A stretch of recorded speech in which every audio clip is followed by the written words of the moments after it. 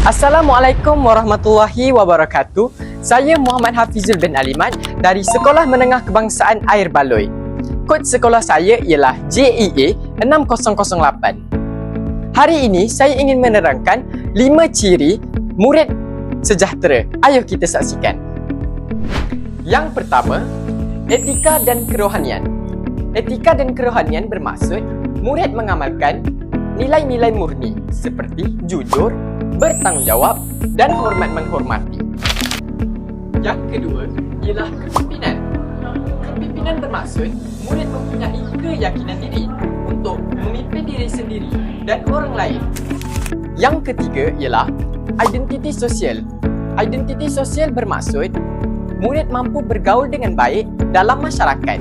Yang keempat ialah kemahiran dui bahasa.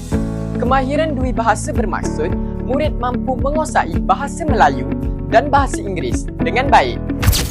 Yang kelima ialah pengetahuan dan kemahiran berfikir.